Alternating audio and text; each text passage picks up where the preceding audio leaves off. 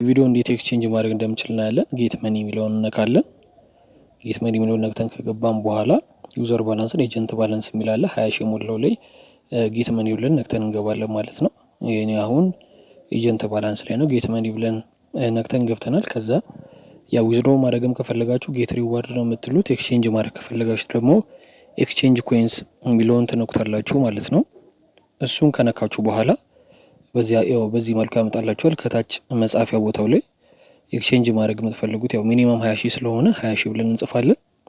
በተጨማሪ ደግሞ ያላችሁን ኮይን በሙሉ ደግሞ ኤክስቼንጅ ማድረግ የምትፈልጉ ከሆነ ያላችሁን ኮይን በሙሉ ትጽፋላችሁ ማለት ነው። ያላችሁን ክሪስታል በሙሉ ማለት ነው። ለምሳሌ እኔ 20892 ነው፣ እሱን እንጽፋለን ማለት ነው። 20892 ማለት ነው። 20892 ብለን ከጻፈን በኋላ ኮንፊርም ብለን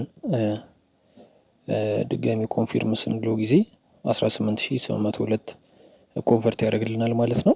ክሪስታሉን ወደ ኮይን ቀየር ነው ማለት ነው። ልክ እዚህ ጋር እንደምታዩት ቶታል ባላንስ ላይ ቀደም 28000 ነበረ፣ 20892 ነበር። አሁን 18000 ሆኗል ማለት ነው። እንደምታዩት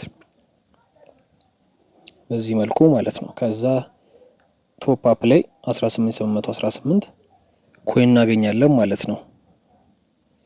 እሺ እንግዲህ በመቀጠል ደግሞ